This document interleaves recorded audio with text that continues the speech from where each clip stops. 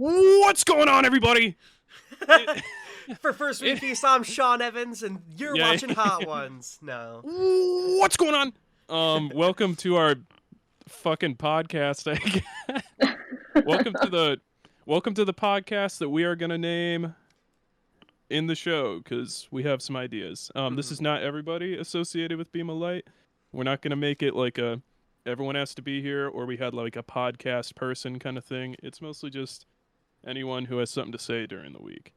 And the first half of this podcast is us going over just Beam of Light, what we're doing, what's going on with us.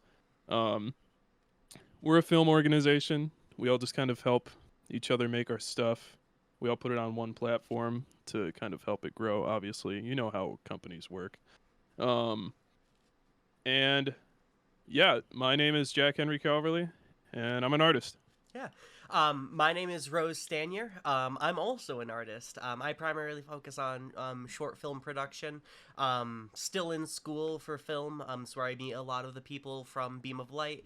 And I'm just super passionate about small independent filmmaking. So a small organization like this is where I am very happy to call my home.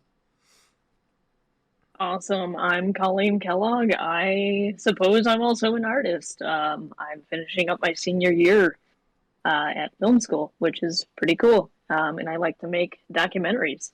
So that's fun stuff. Fuck yeah. Rose, I thought your name was pronounced like French, like Stanier. Nah, definitely not French. I think my family might be German, but I could not tell you on that one. Nope. Interesting. Yeah. I found out my family isn't Irish recently, and it kind of like broke me. Oh, no. I kind of like lost. I think I'm like fully Welsh or something like that. Wow. And I'm like, I don't know. It's just another fucking white. Yeah. Just another heartbreak in the story. Oh my god. Yeah. This is my true first world problems. So, also, Colleen, I respect your dedication to documentaries. I feel like that's not something that a lot of people would go for, and I respect Thank you. your inclination on wanting to show the world in a more objective light. Thank you. Someone's got to do it, man. Someone's got to do it. Yeah. Some of the best filmmakers of all time, documentaries. Michael Moore, say what you will about the guy, but Absolutely. I think that, Yeah. I don't know, one of my favorite classes that I've taken so far was a documentary history class with Professor, well, don't want to dox anybody, but very, very good class, and I think that documentaries are some of the most important films that can be created, you know? Yeah, I don't know. There's a lot to talk about there. Maybe that's a whole nother topic of discussion for a podcast. Maybe. I agree. Me and Colleen were actually discussing earlier something about one of my favorite documentaries and favorite films of all time. But first, with Beam of Light, we have some things coming up. November 25th. Look out for the second feature film dropping on the channel. It's going to be a big campaign for it. Look out for October 28th for the trailer for that film. No spoilers. Everything else is kind of working in secret right now. We can't give away too much. Some stuff is kind of super early in production. Some stuff don't really know if the artist wants us to talk about it. So I think that's a good place to start, guys. Yeah. What do you think? I think so. I mean, suffice to say, I think our channel's going to have a pretty eventful October. You know, there's a couple of film competitions in the local area that take place towards the end of October that I know a bunch of us usually try to do some stuff for. So you know, our eagle-eyed viewers are definitely going to have a lot to quench their palates over the next few weeks, at least. Fingers crossed. Fuck, yeah. And I think first order of business before we get into today's topic is, what the fuck is this podcast called? We are Beam of Light Studios, and this is probably going to be going on the main channel, I think. Definitely. I think that's what we had decided. Yeah. Yeah. My vote for the name is still Lightcast. I think that makes the most sense and is broad enough to cover the range of topics that I believe we would cover. Awesome. Yeah, I'm surprised, to be completely honest. I was like, yeah, this is just kind of a throwaway kind of name. Let's call it fucking Lightcast. But I like it. To be fair, naming a podcast, Alex just asked me if he could still join, so we'll wait for him. Yeah. naming a podcast is much like naming a band. It's completely arbitrary unless it's not, you know? Like, I think, like, do you guys know the... I'm not going to bring them up. Never mind. Like Tiny Meat Gang, that's a podcast that's highly successful. Fucking Cumtown is a podcast that's highly successful. That's Jeez. actually, that podcast makes, when it was still around, it made over $1 million a year. Really? Oh my Just god. on Patreon. Yeah, and now it's the Adam Friedland Show, and it's great. I recommend it. It has like a weird kind of like faux broadcast thing going on. Wow. And one of the recent episodes was directed by the guy who made Spree, Eugene Kotlyarenko. Oh, wow. Yeah, highly associated with Dasha Nekrasova. Podcast lore. But so I guess while we wait for Alex, welcome to Lightcast, everybody, because I like that name as well. And unless Alex strongly hates it and We'll do it live. Who knows? threatens We'll do it live. threatens Physical with physical yeah, unless he threatens to come to my house because he knows where I live. I think that's what we're gonna be called. And I got Cutie back there to protect me. But yeah, that's fair. That's fair. but I guess while we wait for Alex, just one more thing about the documentaries. My favorite documentary of all time and one of my favorite films ever is Agnes Varda's The Gleaners and I. And Colleen, you said you were watching a part of that film in your class. What'd you think about it? I was, yeah. So I'm in a documentary production class, and our professor was kind of just, showing us some content and whatnot. And he kind of was like, all right, we're going to watch this one. It's interesting. It opened up like a whole new world of, stuff to think about, essentially, because I had no idea that, I guess the concept of Gleaners was just completely new to me. So it was really cool to see a whole different like counterculture come out of, something like that. And then I like how it dove into, hardships that people face, and, Gleaners go further than just like, scavenging for like food and whatnot, that's left over. So I thought it's really cool. It's a cool film. We didn't finish it, but I'm sure we will next class. But I'm gonna have to watch it all the way through again. I really hope you do. It is truly like one of the most endearing. She is one of the most endearing filmmakers and artists, in my opinion, of all time. Yeah. What did you? What really impressed me was what she filmed that on, just like a camcorder sort of thing, right? It was like a cheap, could buy it at, Best Buy now or something, right? Yeah. So it kind of made me a little more hopeful that, oh my God, you know what? Maybe I don't need $12,000 equipment to go and shoot something, which was very comforting. Let's go! That's fuck. But can you guys still hear me? Yeah, absolutely. Yeah. Yeah. Can you guys hear me? Yeah. That's a really, I don't know, that's really inspiring, and I think that's I don't know. That's something that so many filmmakers were stifled by historically, and like especially. Hello? Hello, Jack. Are you all set? I think he got too excited and disconnected his He mic popped or off something. too hard. Yeah. One thing that starting filmmakers have been stifled by is obviously it just seems like such a high investment profession, that you have to have the 4K camera and you have to have the dual channel audio lavalier microphone, the wireless kit, the 10,000 feet of range. You don't need any of that stuff, especially 10,000 feet of range.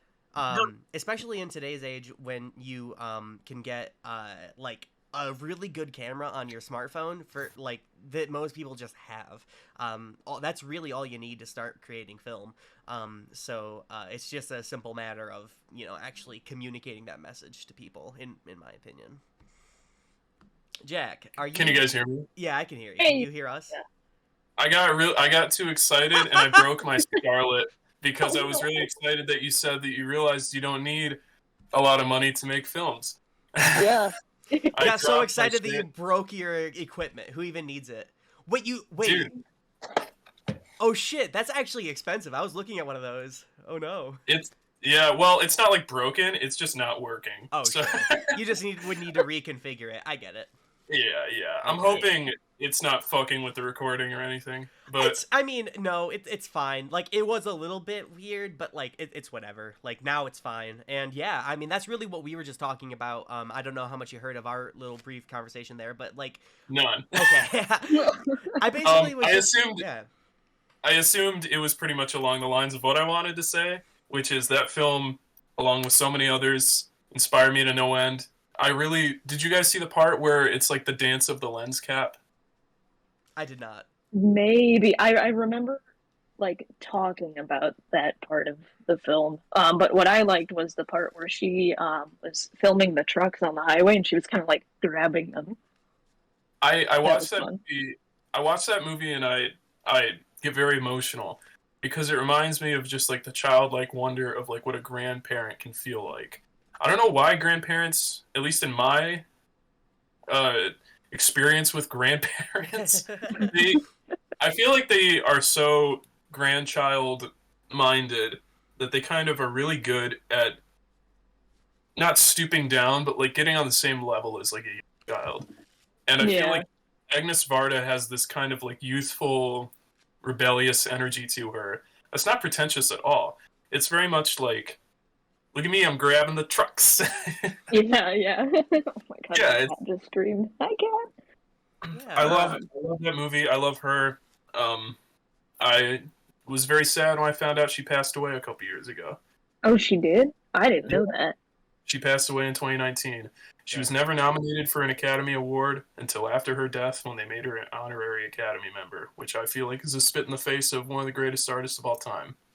Wow, yeah. I Yeah. need to we watched a trailer for one of her more recent films. And I can't remember which one it was, but it did make me want to go and watch that one. It might have been Places Faces. It Um, might have been. It was it the one where she was with the artist and they had like a photo booth in the back of a truck. Yeah. yeah, that one is really sad because it was when Jean-Luc Godard was still alive, and they worked together. And Oh, people like yeah. Godard, and you know, as much as I love them as artists, as much as I am sad that Godard died, he was a fucking huge asshole to everyone he worked with. And Oh, interesting. I didn't know that about him. Varda, he didn't like contribute to Varda not getting the representation she needed because she was a woman working in a man's world. But even in like the super indie underground of the French New Wave, like women were still like not. She made like some of the best films of the French New Wave and was never really considered alongside her peers like Jean-Luc Godard or even her husband Piers Morgan. And Mm. Piers Morgan, that's not his name. I'm fucking stupid. But there's a scene in Places Faces where she goes to meet with Godard, and he doesn't come out of his house, and he leaves a note downstairs that basically, like, I don't really remember the meaning of his note. It was written very, like, artistically, but it kind of implied that he was making fun of her husband dying. Oh, And, wow. yeah, she was, like, crying on camera, and it's very sad to watch, because they're friends, and he chose being a fucking asshole for art's sake over being a human being, which I feel like goes against what art is about. Hmm. Yeah, And that's what I never understand of, people can get away with being such assholes in the art industry just because, they get big or whatever, right? to be an artist, you must experience life. And Yeah. I feel like choosing the direction of art over the direction of humanity in life makes you a worse artist. And Yeah. this is not a slight on Godard, one of my favorites of all time. I love the way he kind of had like a restless chaos in his films and like broke rules just for the sake of breaking rules. Kind of pointless shitting on him post mortem, but it has to be said. Varda Yeah, is yeah. a lot because of people like him. She didn't really get it sometimes. Um, but Alex said he's gonna join in a minute. Anyway, yeah, Gleaners and I leads into our discussion today on what makes a visual good. Because, Rose, have you seen the Gleaners and I? I haven't. Before we get into the topic, I had one question that I wanted to ask Colleen, just as a documentarian, before while we're waiting for Alex. So when in the class that I took, the biggest, like, the overarching theme of the class, there were two that I could identify. The first one is that the definition of documentary is kind of broad, and that like Yeah. so many things fit into the category of documentary. And the second one is that there is no such thing as objectivity in a documentary. And I just wanted to get your general thoughts on that. Yeah. Yeah, like, do you think that you can be objective in a documentary? You know, I you know, so yeah. that's generally what I wanted to try to, like, you know, just like prompt you with.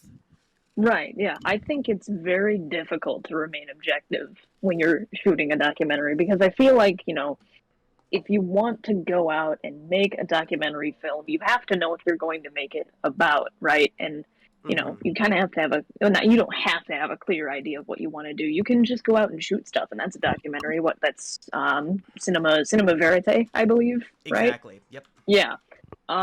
So I guess, it depends on the circumstance. If you're doing something like that where all you want to do is showcase life, or like a process, I guess you could try to remain objective, but at the same time, human nature, it's going to be like, always going to be thinking about not necessarily picking a side, but I don't know if you know what I don't know if you know what I mean. I but, do, and it kind of reminds me because what the example that the professor gave was even, for example, you set a 360 degree camera on top of a train.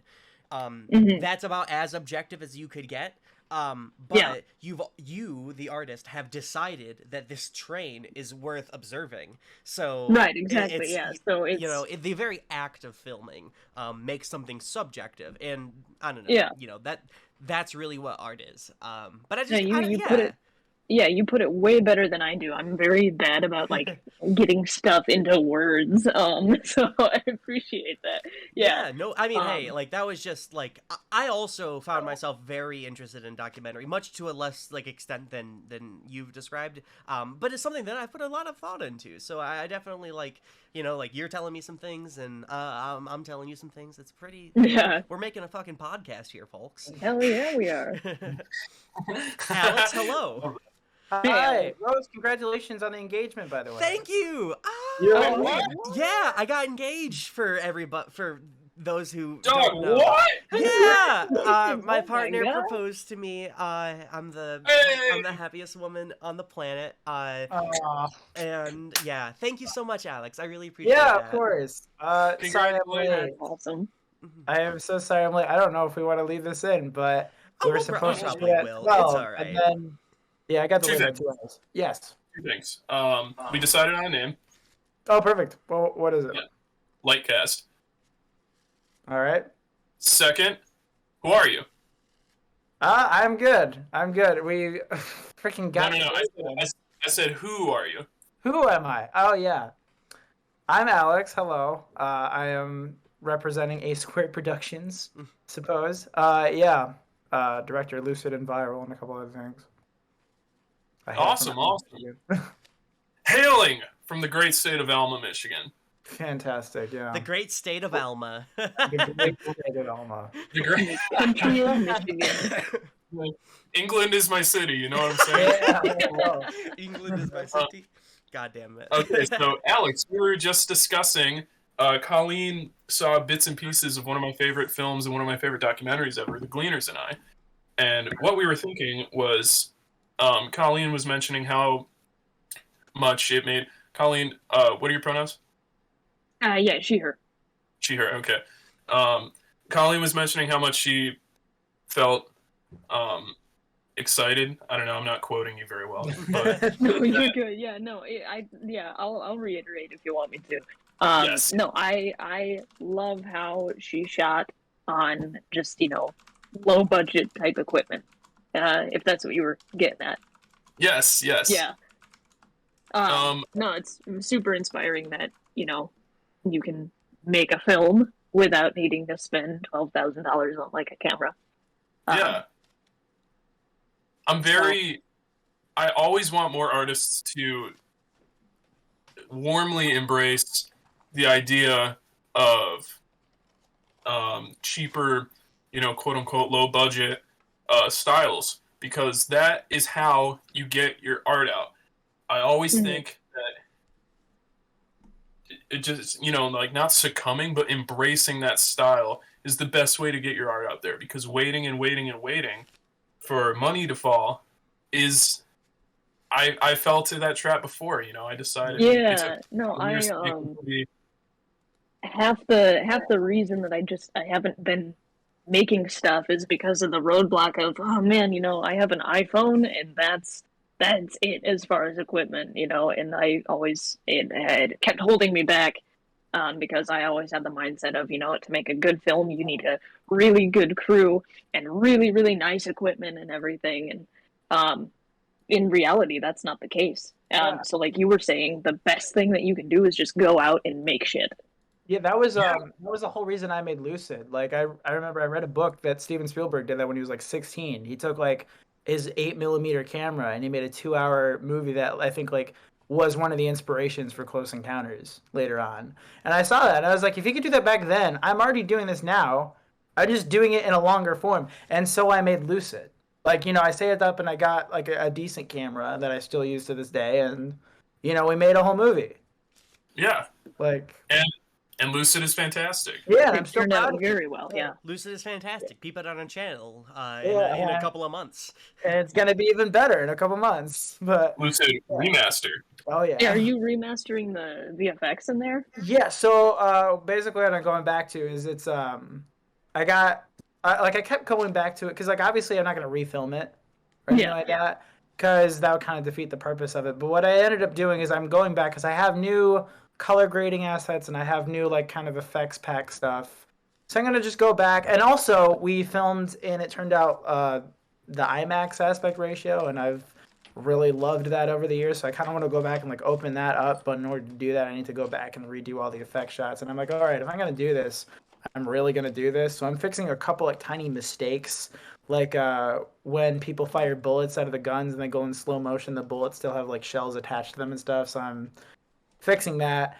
I'm recoloring it. I'm expanding the aspect ratio. I'm changing around a couple of special effects, like the lightning now looks completely different. And then we're also going to be remixing the sound a bit too, so it's going to pop a lot more. But it's going to be, I think, definitely a lot more representative of the movie I wanted to make 3 years ago. But I don't think it necessarily negates the one I made 3 years ago either. So, well, that's awesome, man. We're all super excited to see. Yeah. The Lucid Remaster. Yeah, it's crazy. One anecdote is the first time that I ever encountered the artist known as Alex Adam is actually at the Mac TV Monster Movie Competition. My first year that I ever made a short film. It was Creatrix showed there. Oh shit! And I remember seeing that and going, oh my god, I'm such an imposter. I could never do something like that. Who the fuck is this like college student who's making this awesome? And then it was just you. Not that it was just you. No, yeah, but yeah. like it just you're just such an inspiration, And thank you. Just one of the a fun anecdote that I think about from time to time. That really means a lot. Thank you. Yeah, no, something I've always admired, Alex, is your drive to get shit done, which is the opposite of me. I'll get around to it eventually. I guess that's why we're friends, because that's to be like, Colleen, get on it. Right? Yeah, exactly. Yeah. Jack, what's up? If I can include my own anecdote, kind of a funny thing I just realized when I was first going to make my short film Eye of the Beholder. Rose, I initially wanted you to be in it. Really? We met in that audio class. Oh yeah. And at the time, it was called Stendhalm Syndrome / Art Attack. Oh my and then God. COVID fucked it. Yeah. And then I got a cinematographer. Mm-hmm. And then about a year later, Alex Adam walked into my apartment and auditioned for that role. Hey, but you were already cast too, right? Like. Yeah. You were already cast. I was like, can I also try out for this one? And you're like, sure, why not? Yeah. Yeah. It's funny how things work like that. Yeah. But Rose, congratulations on the engagement. I think that calls for a celebration. The Celebration, the film by Thomas Vinterberg. That is going to be what we're going to be talking about first today, because we are going to be talking about what makes a visual good to you guys. And if I may start with an example of mine. I won't be sharing my screen. I don't want to deal with like copyright stuff. But The Celebration. Who here has seen The Celebration? I have, yeah. Cannot. Forced out. Me and Alex. Should I follow along on IMDb, or is it better that I don't? You can, absolutely. Okay. I highly encourage everyone to. So, The Celebration is a 1996, I believe, film, maybe 98. It is directed by the great Thomas Vinterberg, who's made another round in The Hunt. And he was one of the Danish filmmakers to start the Dogma 95 film movement in Denmark. And I bring this up because The Celebration is shot entirely digitally, using only a digital camera. There's no lighting allowed in these films. There's no tripod allowed in these films. They must be shot handheld. There's a bunch of rules. Let me just bring those rules up. The Celebration was the first of these films to be created in the Dogma 95 manifesto. The second one, The Idiots, was made by Lars von Trier. I still haven't seen that one. I'm seeing all of von Trier's work right now, but that one kind of eludes me. The rules for Dogma 95 is to purify filmmaking by refusing expensive and spectacular special effects, post-production modifications, and other technical gimmicks. The filmmakers concentrate on the story and the actors' performances first. They claim this approach may better engage the audience as they are not alienated or distracted by overproduction. To this end, von Trier and Vinterberg produced 10 rules to which any Dogma film must conform. These rules, referred to as the vow of chastity, are as follows. Number 1, shooting must be done on location. Props and sets must not be brought in. The sound must be never produced apart from the images or vice versa, meaning that music cannot be used unless it is occurring in the scene. 3, the camera must be handheld. 4, the film must be in color. Special lighting is not acceptable. 5, optical work and filters are forbidden. 6, the film must not contain superficial action like weapons, murders, anything like that. 7, temporal and geographical alienation are forbidden. Means it has to take place here and now. 8, genre movies are not acceptable. 9, the film format must be Academy 35 filmmaker. And 10, the director must not be credited. And the film, The Celebration, along with the film The Idiots, and every Dogma film to come out, I believe there were 17, broke these rules immediately. All of them, none of them were shot on 35 millimeter because it was too expensive, and you can't, at the time, you couldn't really fucking handheld a 35 millimeter camera. So all of them were shot digitally. They kind of wrote it in later, you know, like with pen over it, like, you can also use a digital camera. But right, it's like rule 0.5. You must use digital. You must use. The best of these films, I don't like to speak objectively when coming to this, but the best one is The Celebration, and a lot of people agree on that. The Celebration is an absolute fireball of energy and creative kind of whodunit stuff, for lack of a better term. And this film is shot completely digitally, all handheld, looks really shitty. Yeah, what type of camera are they using, Jack? Because when you think digitally, I think of something like an Arri Alexa or something really bulky. At the time, digital was still on tape. So this film was shot on the Sony DCR PC3 in 4:3 because that was the aspect ratio show it shot in. They also broke the filters rule. There's a couple fisheye lens shots in there. However, my favorite 720p, right? Yeah, probably less than that. Yeah. Yeah, the film, if you guys watch it, it is kind of rough to watch at points. They broke a lot of rules. They threw a towel over a window at one point to keep lighting consistent. You can't do that. There's music in The Idiots that is played over the image rather than along the image. And there's superficial actions in them. There's murders in a few of them. But what I love about this movement is just the absolute embrace of lo-fi, low-budget, independent aesthetic. And this film is the peak of that. It's not my favorite looking of them, but it is my favorite in terms of just fucking going for it. Fuck lighting crews, fuck grips and gaffing, fuck special effects. We are here for the drama that happens in this movie, and the drama is fucking insane. I Hate Everything referred to this movie as Yikes, the movie, and I believe for good reason. And this is my first take in what makes a good visual to me. This film looks good simply because it was very fucking counterculture for the time. Think of movies coming out in the late 90s. Very finite, very finished. A lot of sci-fi coming out at that time. And I feel like this just coming out was a total fuck you to a lot of people who did not embrace these guys' styles. These guys were never in the mainstream and still aren't to this day. The only one I would say ever hit the mainstream was Von Trier. Well, I guess Winterberg with Another Round. But I just love the embrace of the indie lo-fi style. And what do you guys think? I definitely appreciate it a lot. I think it's definitely it's not like it is like I appreciate kind of the charm of it and the like resilience of it and stuff. I don't know if it's ever something like I think I'd want to adopt that kind of style with like newer cameras. I don't know if I'd ever personally want to go back and shoot on a tape camera personally, but it is an interesting aesthetic that it has, and definitely there's a lot of like creative camera moves. I think like shooting on those tiny cameras really freed them up to do. Didn't they like put a camera on the end of like a broomstick or something and like? Yeah. Yeah. There's a really great shot where they put the camera on the end of a broomstick, like you said, and then they swing it like a baseball bat, and it's kind of like showing this woman laying in bed and her husband behind her in the bathroom, and the cinematographer in the mirror. And yeah, I agree. There's so much room with those tiny cameras to kind of like throw it all over the place, and fucking it's so light you can like move it really quick. And I think like that's kind of like, you know, what you maybe quote unquote lose in terms of image quality and stuff. I think you kind of make up for in kind of the ingenuity that you get with it. Yeah, there's a lot of energy and chaotic firepower to it, and I feel like it's really a film for those who feel a bit outcasted by standards. Right. I think one thing that kind of allures me about it is just I'm a big fan of filmmaking for alternative reasons, right? You know, you think about why films are made these days.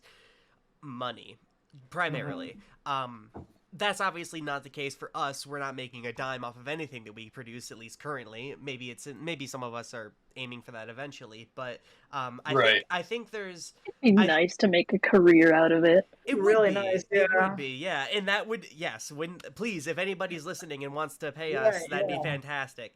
But really, we're doing this because we're passionate about it, and I think that at least changing the reason that you're making a film to be respecting an old tradition, respecting an old format, respecting an old, style of filmmaking. I think there's a lot of power in that, and I think that you can, like you said, I mean, it's kind of hard for me to speak on these specific films because I just don't have that experience. It's been incredibly fascinating listening to you talking about them because holy cow, like, I can tell the firepower and the energy that these films have just from what you're saying about them, and just reading these articles. It's kind of it's fun, at least to me, because growing up before I got to film school, you always hear about how film school people are pretentious, and about how there are all of these different like alternative styles of filmmaking that nobody understands and doesn't make sense. But then you start to look into it, and that is true. None of it, the rules are contradicted, and nothing makes sense. But there's a beauty to it, and because it is, you grow up and understand art. So I don't really know. That is what truly makes me believe every single word that the Dogma 95 presenters were saying. They broke all their own rules because fuck you. I don't need rules. I'm going to pick and choose the rules I like, and then the other ones, sorry. And that's what I respect that so much more than them fully committing to, I must never do this. Because it's not about you not doing that. It is about restricting oneself as an artist, and then using your raw creativity to help you dig your way out of these holes that you purposely put yourself in. Or even I think rules are so restricting. What I hated about my media production 1 and 2 classes when I was just getting into the major were that we had all these rules that we had to follow for films, and I was like, I just want to make stuff. Why do we have to follow all these rules? I know, the assignment has to be kind of uniform and whatever, but it was so restricting, and I hate rules. I resonate with that It's tough, specifically. man. I resonate with that specifically because in one of my classes that I took, video production, like the first semester after COVID started, so they had to completely change how everything was, like set up or whatever. And you could tell. But anyway, like the assignment was you had to use your phone and Adobe Rush to record like a music video. You had to use your phone. You couldn't use anything else. And I was like, hey, I have this DSLR back here and a tripod. I have like a filmmaking setup. Can I use that? They're like, no. I'm like, okay, all right. I guess I'm not going to use my filmmaking tools. And then what I really like about restrictions like that, and one of the things that's kind of beautiful about art is that you can do it anyway. It's just a matter of making it look like you didn't, or making yeah, it. you're right. In the example of Lars von Trier, like you said, like for the Dogma '95 movement, the rules are meant to be broken. As long as you produce a piece of media that looks good and is, like true to your artistic values at the end of it, that's really all that counts. Yeah, I guess the other thing that would be kind of a positive of having, restrictive rules like that is it forces you to kind of think outside the box and use, different methods that you maybe haven't done before. Which is, I like a challenge. I do like a challenge, so I can appreciate that. Sorry, did you hear about George Lucas's first film, Colleen? Like his first short that he ever made in film school? Yes. Yeah, What? It's like a compilation of images, right? Yeah, What but it was was that like one called? he Yeah, was I can't in an remember. animation class. Like they gave him a camera to make like an animated movie that he was like taking, and he just kind of went out and just recorded things and put it together because he got film in his hands and he wanted to do something with it. Like that was his whole game, at least while he was in college. He's like, and that's like honestly, I think a big reason why we're able to do things that we're able to do today at all is because George Lucas, along with a couple other people, are like they want to kind of democratize it. They don't like the system on it. They want people like there was a joke I think Francis Coppola was talking about, like there would be like a Mattel filmmaking set so that like any 4-year-old can make a film. Right. Yeah. No, and I guess I kind of got there. I do like the Dr. House approach of, fuck the rules, I'm gonna figure this out on my own, I'm gonna be chomping on pills dry and Right, yeah. Doing drugs and hitting record, let's go. Dude, so I digress with my rants. Something that I find very true about these visuals is the humbleness of them while expanding one's artistic self out. I don't think humanity is perfect, and that's why I believe using kind of lower-fi images makes a more like relatable film to myself. And I will just end this with recommending films that give me the same feeling. That is Bubble by Steven Soderbergh in 2005. That is 28 Days Later. Great movie. It's my favorite horror movie of all time. Lucid. And check out any Dogma movie. Some are good, some are pretty fucking lame. But The King is Alive. That's a great one. The Celebration, obviously. Bubble, like I said, and you know what? My next movie. Oh yeah. Hell If I yeah. can do that. Can I jump in next? Absolutely. Absolutely. Yeah. I was watching Interstellar last night, and I'm kind of glad I did because it kind of, I think, queued me up for this conversation. I think when I think of films in general, I really think of them as kind of an experience. You go in and you are kind of thrown into like new worlds, new places. Like you kind of become someone else for a couple hours, and you get really invested in their stories. When I think of my favorite movies, I think of the ones that like take you somewhere.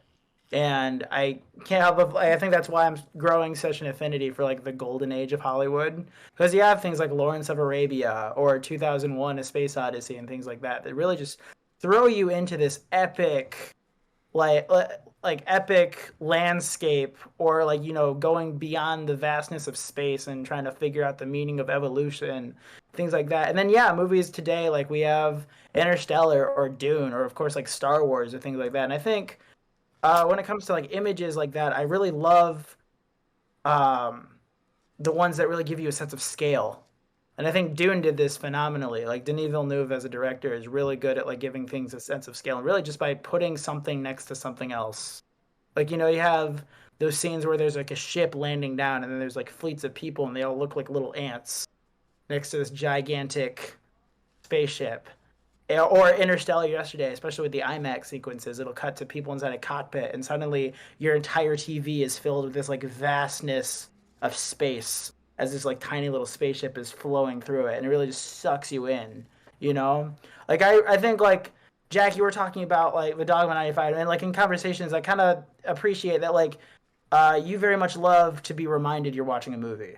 And I appreciate that too. I think it's a lot of fun. I really love the movies that kind of suck you in and make you kind of forget that you're watching a movie because you're really in it.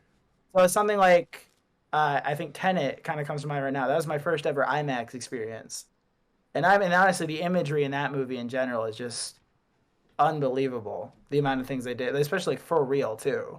Like it's so nut. Like I'll never forget like being there for the first time and suddenly like when they're crashing that plane and they give like a whole ass musical cue to the plane as they're like revealing it with a giant and seeing it on a screen that big. I think my jaw hit the floor. But like honestly, to this day, every time I watch it, it always just falls straight down. I really love. I think Christopher Nolan stuff in general because of like he does shoot on film. He just loves the aesthetic of it, and he, you know, like it's cheaper, it's easier for him and stuff, and he gets the look he wants. And I think, especially when he does it, there's this kind of like oily greasiness to it, to the colors and stuff, that I really love compared to this kind of like clinical look that a lot of digital cameras get. And I appreciate that too. And I think it really depends on the story, but I think when it comes to like which ones I prefer, I really love the kind of saturation and the rich charcoaly blacks you get when you shoot on something like that. And yeah, I think when it comes to that, I think IMAX probably does it the best for me because it has the best resolution. It has the biggest depth of field. I mean, your negative is like this big when it comes out of the camera. And of course, we're getting pretty good at doing that on digital cameras now too. So I just really love those kind of images that give you this sense of scope. And maybe they're not like all clean all the time. Like I love obviously the look of anamorphic lenses too, with the streaks and the flares and the kind of dirtied edges and stuff like that. So I think when you're in something that kind of like makes you forget you're watching a movie, I think those little imperfections in the camera kind of like what all brings it all together. Yeah, I would say like kind of bounce off of that a bit. What makes a good visual, I think big part of that is, you know, whether or not it can evoke feelings out of you. Like strong feelings. You know, because you can take a picture of anything, but I feel like, you know, the difference between a good photo and a bad photo is, you know, do I feel anything from this photo, right? I just thought of how I see it. I'm sorry. No, you're good. I just thought of Lawrence of Arabia again. There's like this very iconic edit or just a cut when Lawrence is blowing this match, and it cuts straight from that to the Arabian desert, and there's just like a wow when that, or like 2001 too, where it like cuts from the bone falling through the air to space, and like all of a sudden years of evolution stuff. Like there's just like, I think the biggest one I get from images like those is just sheer awe. Right. Like you can't help just like, oh my god. I've got a recent example. The most recent film that I saw in theaters was Nope. And I've heard good things. So much good imagery in that one. So many great visuals. But the one that kind of stands out to me when I think of a visual that evokes an emotion or a feeling is, have you guys seen it? We saw it for my birthday, so. Okay, cool. So spoilers, you know, this is a spoiler warning for anybody who's listening who hasn't seen it yet. Rose hasn't seen it. It's fine. No, you're good. You're good. Continue. Are you sure? Yeah, no, continue. Okay. Listen, I'll suffer for art. It's fine. All right. Well, there's a part where, you know, you have, you know, that audience of people who get, you know, I guess eaten by the creature, right? The camera work and the visuals when they are being like digested made me so uncomfortable. I think they did a great job of conveying that feeling and that emotion. So I feel like, you know, while it was like a not maybe the most visually appealing thing, it was a good visual in the sense that holy shit, I'm terrified, you know. Bouncing off that woman's performance, her 10 seconds in the movie was my favorite performance. because like Yeah. I was thinking that whole time. Sorry for the continued spoilers, Rose, but they're up thousands of feet in the air. So even if she somehow got out of this thing's fucking esophagus or whatever, where do you go? Yeah. I was thinking that as well. The claustrophobia and the fear of like being digested, plus being thousands of feet in the air, flying at impossible speeds. I was like, wow, you're truly just like, sorry. Fuck. Yeah, you're fucked. Yeah. I'm Also- also really brought up Nope because like we saw it at IMAX for my birthday. Yeah. So I guess like, going back to that again, I think like that kind of I think Jordan Peele really just wanted to create like a spectacle, and I think like they like the cinematographer is the same guy who shoots with Nolan nowadays too. So like Sure. he's really good at it. It was his recommendation to shoot on IMAX and stuff, and when you're in a theater that big, you really get those moments like when the alien is flying through the air, you have to like actually crane your neck around to like follow it through the skies and stuff. It really puts you in there. Nope was the first movie I saw in IMAX that I felt kind of like the effects of IMAX's purpose. I've never been a big cinema guy, but this one, like, there's one specific shot where it's like the fucking thing is like sideways and going slow motion, like with a bunch of dust over the farm, and that one was like the first point where I was like, wow, that thing is fucking really big. Right. Yeah, you did That, a like, Yeah. good job of conveying that. yeah, and then that, like, when we saw Dune, too, like, I know, like, all the ornithopters coming down, because you get the sound and stuff, but I remember, I think, I know he used IMAX, I think, specifically for, like, visions and the desert sequences. So, like, when they first got to Arrakis for the first time, and you see these gigantic ships coming down, or when they're just kind of flying over the desert, there's not really any sound but the music. Like, it's kind of, you just get lost in it, I think. Sometimes, like especially when you're in a theater that gigantic. I think Dune. Sorry. I was go ahead and say your thing because I have a thing to kind of like shift into a different topic, so I don't want to make you lose your thought. I was just gonna say that Dune, I appreciated Dune a lot more for its kind of performances. More for that one, I didn't really feel the scale as much. I was kind of sitting in a shitty spot.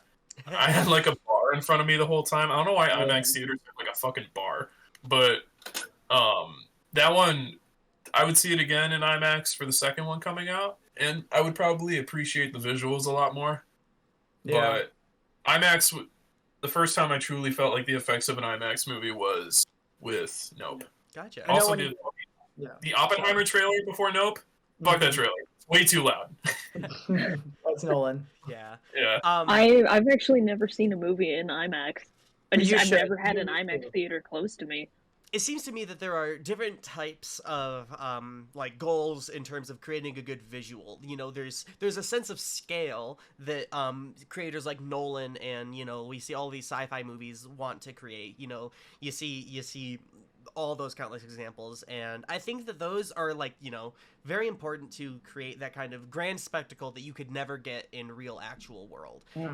And there's also on the other end there's creators like Cecilia Condit and creators in the Dogma 95, and also for those at home, it's DOGME 95. I did not know that. I was spelling it Dogma like the Kevin Smith film, and I got very confused the first couple of times I talked to Jack. I definitely was like, oh yeah, Dogma, I'm a huge Kevin Smith fan, and I'm like, oh no, that's not at all. Yeah, it's the I went to look it up for reference, and all I got was the Kevin Smith film, and then I was like, okay, that's not what we're talking about. You have to include 95. Yep. But anyway, I just think that I don't know. This is mostly just like a question to the group to try like kind of like talk about like which do you tend to prefer? I mean, I kind of feel like we get a good sense of what Alex and Jack prefers, based on what they've said. But what are some good examples of like the small intimate films that might express the human experience more versus the spectacle of something like Dune or Interstellar? One thing that comes to my mind for Cecilia Condit, she's one of my favorite directors. She does a lot of short films. And a lot of her work's free on YouTube. We'll include some links in the description. Her most popular piece of work is called Possibly in Michigan, and It was made in 1983, and if you go and watch the film, it's actually kind of crazy because it has so many editing techniques that in today's world I can be like, oh yeah, I would go into Premiere and do this, this, and that, but she's doing the shit on film. She's doing. I am so happy you've seen Possibly in Michigan. That shit's awesome. Best musical of all time. Yeah. So to me, you know, in terms of what my answer to what makes a good visual is, I would say creating something stunning, whether it's a stunning representation of the human experience or a stunning representation of scale, but doing it in a resourceful way, or doing it in a way that makes me like respect the process. Because I mean, honestly, in today's world, you give anybody 4 months and $20 million and they can probably crank out something to the effect of like a space epic. There's something to be said for why Christopher Nolan and these gigantic directors, why they're so special, because they can take it to that next level. But most people can get pretty close. Where you can get into the real special people is in the creativity of how they get there. So I'm looking at Possibly in Michigan, and I'm looking at all of the different transitions, and I'm looking at all of the different like practical effects that may have been done to achieve these weird aberrations on the film, and I'm just incredibly impressed. And it's not even something that is like incredibly crazy by today's standards, but it's just the fact that it was being done that early in 83, presumably on film. That to me is just a fantastic visual, and I think that the method through which they're getting it also matters to me. You know, you see this also a lot. We were talking about documentary film before Alex jumped in, but I think that that is also an area where this applies, because a lot of documentarians is that the proper whatever? A lot of documentarians will use different very unique camera setups, or they'll build their own rigs. You know, you talk about Man with a Movie Camera. He was like he didn't build his tripod, but he had just his camera, his tripod. He just walked around and just filmed shit, and he put it together, and you could see and he even like recorded his video editing process. He just set his camera up while he was editing his like other parts of the film, and then that also made it into the film. That's a great visual to me, you know, like that. Similar to what Alex had said earlier, it is reminding me that I'm in a film. I kind of do like that. I guess that's actually a really good distinction, Alex, the more I think about that, because I think that that's one of the things that as a filmmaker I start to appreciate something more when I recognize, hey, yeah, you're doing something that's really difficult right now. So I guess that's just part of it for me. Yeah. Sorry. Yeah, no, I want to hear from Colleen a bit too. All right. Yeah. So, kind of on the topic of, you know, not so much spectacles, and, you know, Rose, kind of what you were saying, with, you know, maybe not as big of a budget film, right? Like you were saying, anybody can, you know, take $20 million and go and make something crazy, right? The first thing that came to mind when you said that was Nomadland. Have you guys seen Nomadland? No, I don't think I have. Yes, I have. I'm very familiar with. That's a great example. It's very, very good. So the budget for that film was only $5 million. And, you know, I looked up the average film budget is about $65 million. Yeah, that's very low. What they did with that film, Chloe Zhao was, I mean, she's such a good director. The visuals in that film are beautiful. They're simple. And they capture kind of the scale. So if you're not familiar with the film, it follows a character who is like a nomad, right? She kind of got, you know, displaced from her home when like a factory in her town shut down. It's been about a year since I've seen the film, so I don't remember a whole lot about it. But I mean, it's impressive. And everything, you know, it just feels so raw, and you guys have got to see that.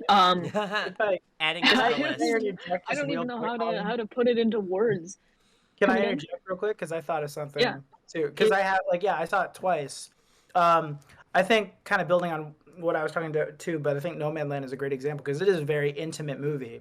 But I think It the way is, it yeah. presents it is it kind of like, because obviously it takes place on Earth, but it Right. gives us like different viewpoint on what living Earth like on Earth is like. Yeah. Obviously, It gives you a totally different, Yeah, it totally feels like a perspective different on world. life here. Yeah, Like, no, you're right. It feels like it's, it could be a completely different plane of existence. apparently they screened like an IMAX version of that one too. And I think that would have been a really interesting experience, I think, because like just how intimate it is. At the same time, it's like it feels like a completely different planet almost. Oh yeah, 100%. And I mean, it just shows you the vast scale of like, the Western United States. Yeah.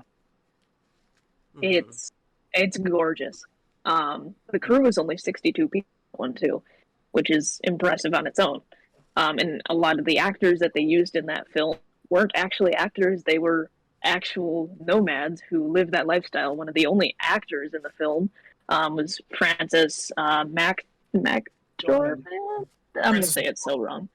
Frances McDormand. Yeah. Married to Joel Cohen. So, yeah. So very minimal, like, Hollywood actors in that one. It was a lot of just real people with raw emotions, and it comes through very well in that film. So everything together, just, it's stunning. It's incredible. If I can give the coldest take in film history, Frances McDormand's best performance is in Fargo. If you haven't seen Fargo, check it out. Fair enough. I need to watch that. I have not seen that. I just showed my girlfriend. First time she's ever said this. We watched it, and she said, that's one of my favorite movies now. Because usually after I show her something, it's like, cool. That's the filmmaker's partner's curse, right? Well, she's an artist herself. Oh, sure. She's my creative consultant on all my projects. So she's very good at... Oh, my God. She's very good at keeping me in check about what is self-indulgent and what is more artistic. Ah, well, that's really lovely. Yeah. Colleen, I am interested because I like what's like type of style do you prefer almost? I don't know if you got to answer that one.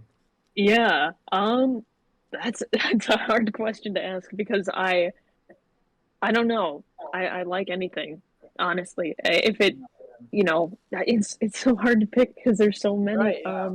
Because I love the intimacy in Nomadland, but I also love the spectacle of Nope and Star Wars. That's like, Star Wars is my all-time favorite, like, franchise, series, whatever, right? I'm wearing the shirt right now, so. Mm-hmm. Yeah. I mean, look at my profile picture. Yeah, Like, exactly. And I think Star Wars also has plenty of like intimate moments in it too. Like, oh, of course, I think like it's not all big or all small. Like I think they each have a bit. And I guess like I'm sorry to interrupt. I did have like one final thing that I'll kind of leave it at. But I think like especially when it comes to me, I think it kind of just depends on what the story is. Like I guess that's all what it goes. I think that's like like Dogma 95 and everything too. It kind of just all comes back to like what the story is and the best way to present it. And sometimes it is very big, and sometimes that's pretty small and up close and personal. Or same with like shooting on film or digital or anything like that. I think it's like about enhancing the story. Like I mean, like my first movie was like trying to replicate the kind of sci-fi blockbusters that I loved, and then my second movie is a character study. Like I did a complete 180 on that. And not really because I felt like I learned anything. It was just more like I wanted to try something new and tell different stories to add a bit more nuance in there. So. Yeah, absolutely. Yeah. I think that, I don't know, we are all beginning filmmakers who have a very limited budget, so I think intimate films is what we all fall into just by necessity. We end up creating short films that are either character studies on ourselves or our family members or friends, or we end up making comedies that are just a showcase of the human condition. I mean, you throw a dart at any film that has been created by a student, and that's probably what it's going to be. I think there's a lot great in that, and I think that's kind of where at least my personal enjoyment of that comes from, is just because it's been more accessible. It's definitely like far more accessible as a style of filmmaking. Unless your name is Alex Adam, and then you're gonna make a feature length sci-fi epic at 16. Yeah. But yeah. I agree. I definitely feel as though there's a lot of kind of negative things that I think a lot of student filmmakers fall into that I fell into when I was making Mount Pleasant. I've recently learned about the gun. Have you guys heard about the gun? No. The gun is what typically a lot Chekhov's of gun, or like? Yeah, not it's Chekhov's gun? simply, it's simply called the gun, All right. and that refers to a lot of student filmmakers tend to use the crux of a gun in their story to create tension. And I did that with Mount Pleasant. The gun is very present yeah. in a lot of my stuff, like really early on when I was first in film school. And learning about these things that are typically rules that are like, don't do this, you know, because then you'll look bad. I feel like it's all about how you do them. Because I could have done the gun a lot better. I definitely did it in a very film student way. But I also raise what is wrong with being film student. Film students that is when you're at your most rawly, I gotta make something, you know? What is it gonna be? First thing comes to mind. Right. And I feel like there's an energy and a magic in that. And It's like childhood creativity coming back. yes, absolutely. Yes, Alex. I actually, like, when I first made Lucid, I sent it to like a very old filmmaking professor of mine from like when I was like 13, and like he watched it and stuff, and he really enjoyed it, I guess. And like I like what he found most interesting was kind of like the ingenuity behind it. Like I wanted to have a shot like Inception where they're fighting on the walls, so I did it on a green screen and things like that. And I brought up to him, I was like, man, like, do you have any like feedback? Because I know I got a lot of like I got a couple notes on like my cinematography could have been a bit better, or my you know, lighting, or my color, like, you know, there's some filmmaking technical stuff I could have done better and things like that. He's like, honestly, those are just things that make a movie look good. You know, like I think right now you're at the point where you should be just trying things out and seeing what you like. And, you know, he was kind of encouraging me to, I don't know if he was encouraging me to make another Lucid or anything like that, but just kind of keep going out and create. Like, you know, I think when it comes to Mount Pleasant, it's that was a thing you made and you learned from, and I hope you're still proud of it. But I know you're saying it's not exactly emblematic of the movies you want to make now, but like it was your first movie. You're naturally going to learn something from it, and you know, I think there's some inspiration in that. If I can say, if you've seen Mount Pleasant, watch The House that Jack Built, which is directed by Lars von Trier, and then you will see where most of my inspiration came from. And then musically, all the music was inspired by the end of Evangelion. Yeah, So, I think I don't know. It's the curse of the artist to look back on what you did and hate it, right? Everybody's their own worst critic. Fuck, I know that looking back at my whole catalog of works, I would rather not these days. But hey, you know, that's just part of growing. I really think that it's kind of like what you said, Jack. I really resonated with, you just gotta get whatever's on your head out there. What's wrong with being a film student, you know? Even I guess what I'm trying to say is, even if you fall into tropes and cliches, there are enough of those for you to have your own identity anyway. So you can, you know, even if you rely on well-known techniques, well-known whatever, you can still find your own brand and express yourself in a way that your audience can resonate with. How are you going to even do that if you don't start, you know? exactly. I related to a lot to music and to bands. A lot of artists, especially filmmakers, you know, they're like, I hate my first movie. I'm pretty sure like Tarantino hates Reservoir Dogs or something like that. I don't know. I'm probably confusing artists, but a lot of bands I like, they're like, yeah, our first album sucks, you know, you should listen to our new stuff, which could be marketing. But it's also like, a lot of people's first work is when it's the most restricted and when it's the most raw and emotional. Like Swan. Swan's first album is just noise and nails being punched into walls and banging on pipes. And a lot of people's first films are so just rawly like, I must make movie. What is movie? It is what I say it is. And I think that is the true kind of like inner look at the core of a creator. It's the look at them rising like Icarus to the sun and reaching their arms upward and then immediately burning up and falling to the ground. But when they hit the ground, they slam their fists on the ground as hard as they can to make their mark. And I feel like that is what's most important in an artist's heart and Yeah. soul. Here's a oh shit, Alex, you got your hand up. Oh, Sorry. I was gonna say, yeah, like, I mean, I know personally with both Lucid and Viral, I kind of lucky because I get to, yes, I'm like making this new version of Lucid, but it's very much like cosmetic things. Like I can still go back and like there is not a thing that like narratively or filmmaking wise, I don't think I could change a thing about it because like I made exactly the movie I wanted to make at the time I made it, and like that is also why I like really appreciate somebody like Christopher Nolan. It doesn't seem like he hates any of his movies. Like he still follows techniques he used on his very first movie out of like purely restrictions. Like, you know, he had a lot of characters stand in front of windows because that was like the only source of natural light they could use because, you know, they're shooting black and white. They only had like I think it was like a $6,000 budget I think they were on, and they shot it a black and white because they didn't want to worry about matching color and stuff like with different lighting and stuff. And they had people stand in front of windows, and that is a thing that like you know he uses in Interstellar and in The Prestige and things like that. It's just how he knows how to do things, and it's funny to see that technique, those techniques that he had like in his very first thing carry over. And that is what I wish more artists would embrace, is the things they learn early on rather than conforming to standards of the industry. Yeah. I just want to bring up, talking about first films, the first short film that I made was in middle school. I'd taken a media production class, and I was like, I want to make movies, and I've kind of been on that train ever since. But the first film that I made was like 5 minutes long. It was called The Nerf War.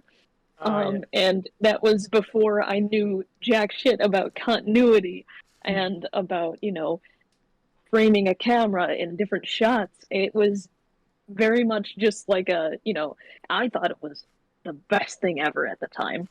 But if I look back on it now, I'm like, what the fuck are we doing? Right. That's But like, how else are you gonna learn if you don't fuck up, right? I love that. One of my my first video project that I did. I wouldn't call it a movie or whatever. I probably should call it a movie. Anyway, I made a movie trailer for the book The Giver. I know The Giver is also a movie. I understand that. But in like middle school, we were doing a book report on it, and I was like, teacher, can I do what if I do a video? And she was like, yeah, go for it. And I'm like, fuck yeah. So I got some friends together and like just like wrote and created a little trailer for that. So I think that, I mean, of course I would do it. So I would do it. I wouldn't do it today because I would get copyright struck, but I would it's just it's that youthful creativity that I just it's just irreplaceable. I don't know. Yeah, I remember in high school, speaking of projects, I joined a group and we did a video recap in the style of The Office we had to do a project on A Midsummer Night's Dream because we had just read it for my English class and we had to do a project, whether it was a report, a PowerPoint. I got a group together and we decided to recap it as a short film, and it was the funniest shit ever. And it's not very good, but oh my god, I love it because it was fun. It was fun. I can send that chat for you guys. Please do. It's a trip. I often feel very, I've always often felt very left out with this sort of thing because film was not something I had any interest in until I was 19. And so I never made a single thing with a camera until everything before that was just about music to me. And that's okay. That's totally fine. Like, you know, people get into it at different points in their lives. And I feel like that's, you know, one thing that's tough about, you know, being into film and video is you feel just imposter syndrome no matter when you get into it and how, you know, how long you've been doing it. It's very difficult. So like I get that. I get that because I mean it's tough. That might for make some reason the field is just so cutthroat that it's like, you know, oh shit. Yeah, that might make a reasonable topic for us to try to like aim towards wrapping up on is how do, like, you know, in terms of imposter syndrome, how do we all try to deal with that? Because that is something that we obviously all struggle with. Trying to think. Jack, did you have something that you wanted to? Colleen, I just wanted to make sure before we get into this, because I definitely want to discuss this. Colleen, did you have your piece about good visuals? I forgot. Yeah, I did. I talked about Nomadland. Oh, okay. Sorry, I forgot. I'm very. Yeah, No, you're good. You're good. We this has been a really great conversation. We've been chatting for an hour and 13 minutes is how long this recording has been going. So propaganda. Yeah. Hold on, let me take a drink from my water bottle. Yeah, my I love that British people don't say their double T. They just have like a guttural pause. Yeah. Like Yeah. you're a butthole. Yeah. Whoa. Right. Yeah. But yeah, like I said, just any topic is as good as any to try to wrap us up for Yeah, today. But imposter syndrome. How do we? I mean, if let's take Alex, take it away. I know I for sure get that a lot. I'm very kind of self-conscious, not necessarily about the stuff I make, but just kind of like, I don't know. Sometimes, like, you obviously want to make things that people appreciate, like, as much as you do. And I feel like, especially with how kind of competitive things are, some things just like naturally kind of get like lost to the wind. So it definitely like meant a lot when you guys like brought up Lucid today and everything. Like, it's nice to know that it like provided some source of inspiration to you guys, because like obviously I think that was like the main thing I made it for, was to be like, hey, we can do this. You know, there's no rhyme or reason. We can just do it. And I know that like when Mount Pleasant came out and everybody loved it, it was great to be involved with that. But I did feel a lot of like, holy shit, like, my God, here my friend is like really a lot better than me in some areas and stuff. Dude, oh my God. Sorry. I want you to continue, but I have lost a lot of sleep, and I don't want y'all to feel bad about this, but I have lost a lot of sleep comparing myself to both of you two specifically because of how much you've accomplished. You've created so much media that I really admire. Yeah, that's all I just wanted to say to that. Please continue. Well, thank you. I was gonna say, but I think like, you know, you can either choose to kind of lament on that for a bit, or you can kind of turn it into a source of inspiration. Like I made a pretty for lack of a better word, I guess like simple drama most recently, and Jack made a pretty experimental character study. And yeah, I think like mine is more of a character study too, but I don't know if there's like much of a visual significance to it in some areas. And it was kind of like, well, I want to try that, you know. So now like I'm trying to put that into my next movie. And I don't exactly like, I'm not saying I'm doing it the way Jack did it, but it's kind of like that seems fun. How can I try to do this in a way that like complements my thing? And so then you get that sort of like, you know, there's like a scene that's like, I told Jack, I was like, that is kind of inspired by your movie, you know, and like, there you go. Like, that's how it goes. It's like, yes, there's like a source of like healthy competition in there, but I think there's like, that competition kind of breeds inspiration. And obviously like, we're all friends here. So then it gets to be like you know, why compete when we're all kind of in this together, you know? Absolutely. Yeah. Thank you, both of you. Alex, when I watched Lucid the first time, I got very emotional imagining your 16, 17-year-old self completing this movie and showing all your friends and the happiness you must have felt with that. Yeah. And I just we have discussed it before. I don't know. I'm very appreciative of you guys. Yeah. Well, we're appreciative of you too, Jack. Yeah, damn. Oh shit, we're getting emotional. Right.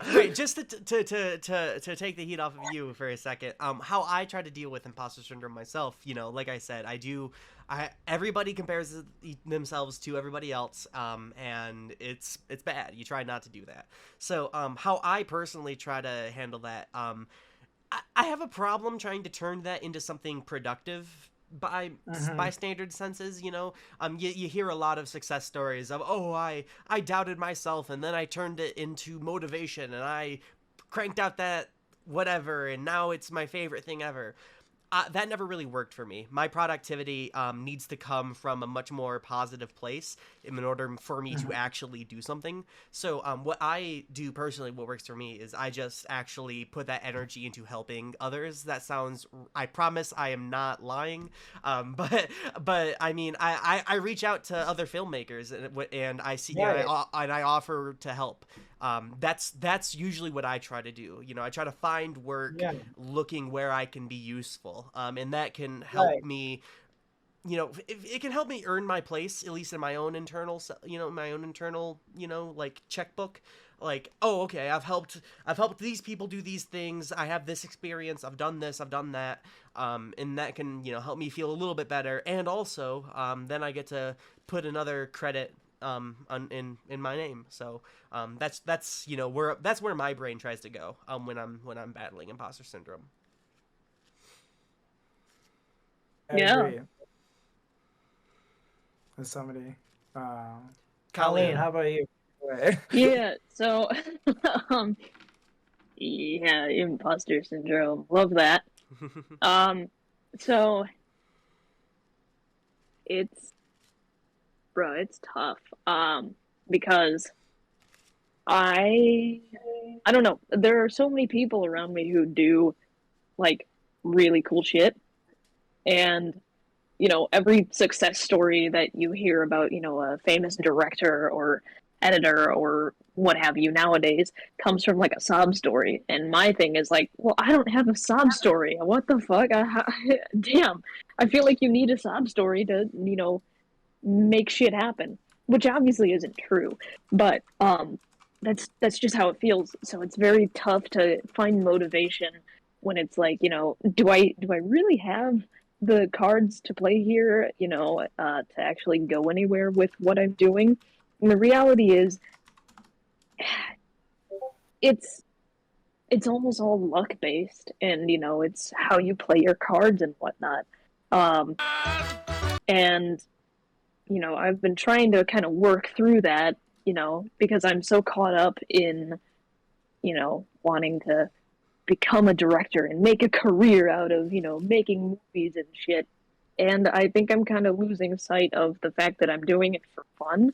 It would be nice to make a career out of it, but, you know, it's becoming not as fun when all I'm thinking about is, well, how am I going to make a career out of it? How am I going to support myself with this?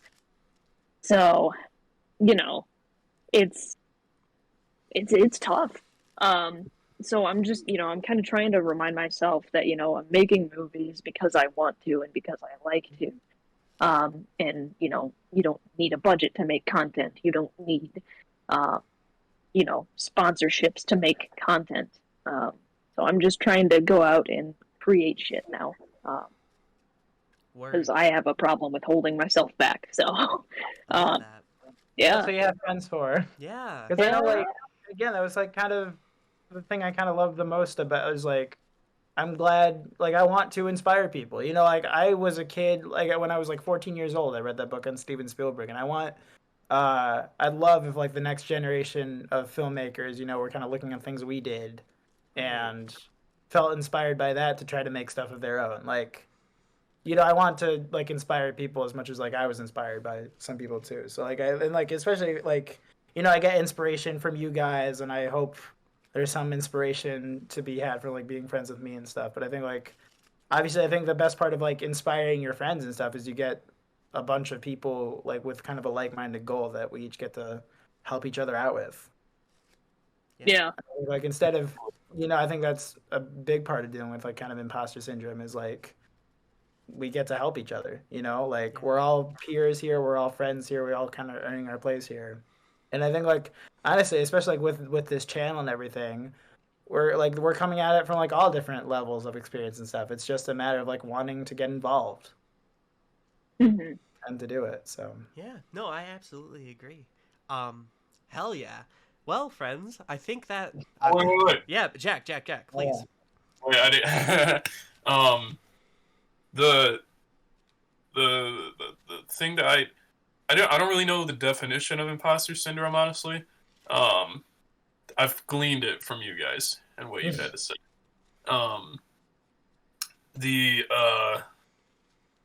the things that I think about the most are like, if I'm not doing something, then I'm not getting my name out there and I'm not getting my art out there. And so I'm very fucking active in our Discord, as you guys have seen, Yeah. because I have a really fucking boring job. I drive around in a truck all day by myself, so I kind of have a lot of time to think. And so I'll be in the fucking truck just like idea. And I feel like I dilute myself down to a talking head that just like puts whatever it's thinking out there, rather than like sitting down and like forming out a full-fledged idea. And I think about who is very successful in the industry that we all strive to be in, and how sometimes they can just put out fucking shit, like really fucking emotionless, fucking just nothing. And they live in mansions and they drive really nice cars, and they're part of a society that doesn't really have to suffer. And I think to myself, I will never be successful. I do not strive to be these people. And I think I just have to accept that, is that I don't need to be super successful. I don't need to be living in a cool house. I really just want the respect and appreciation of my peers.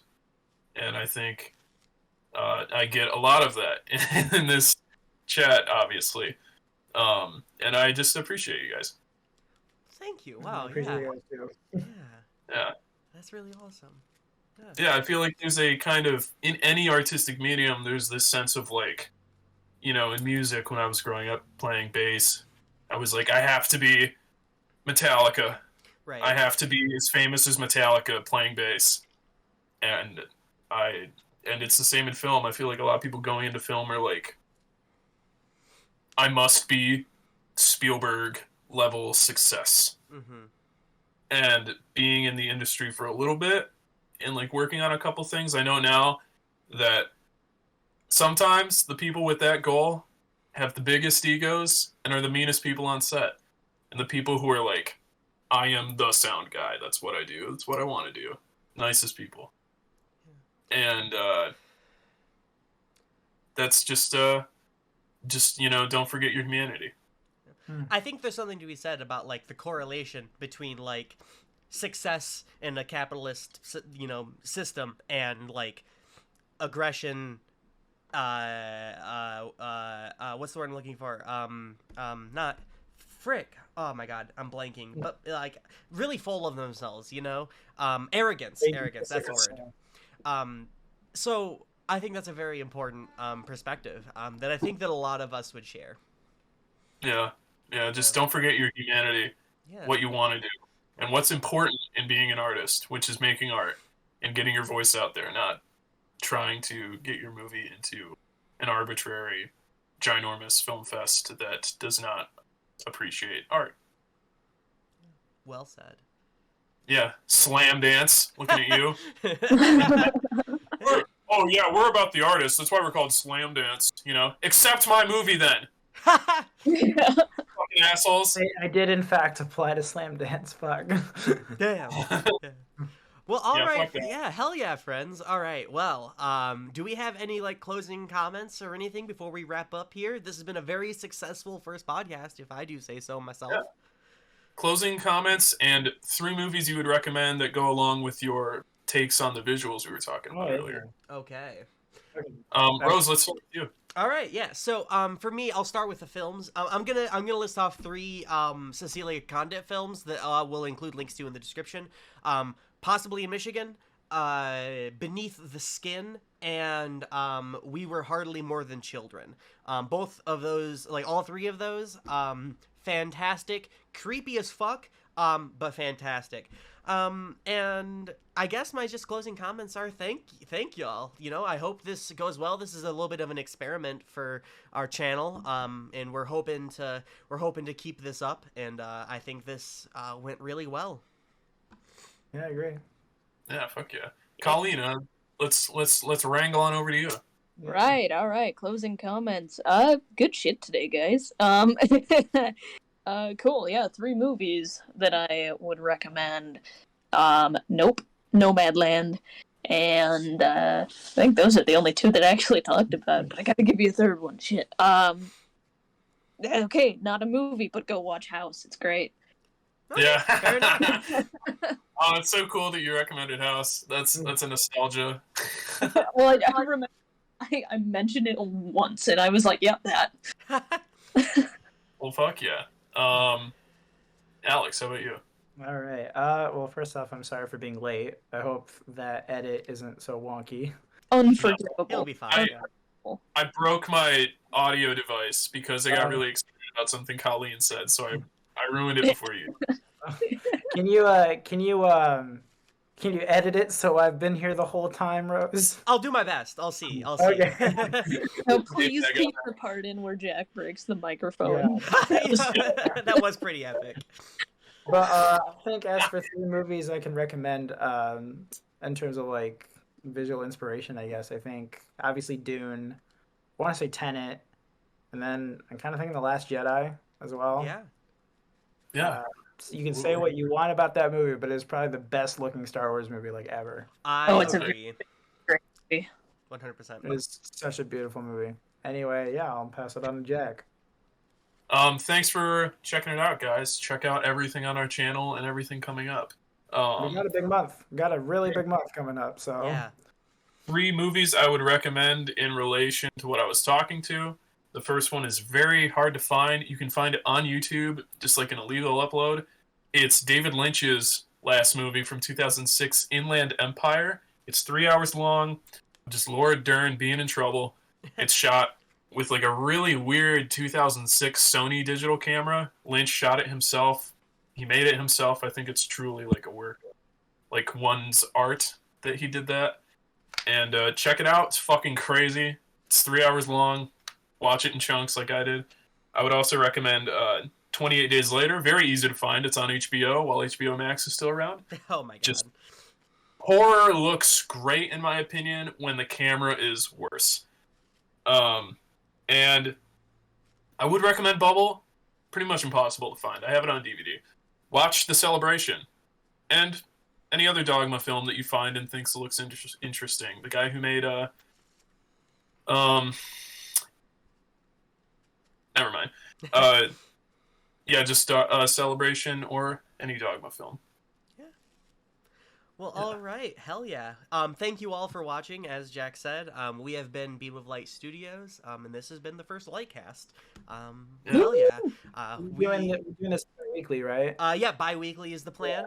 So catch us in 2 weeks for another Lightcast.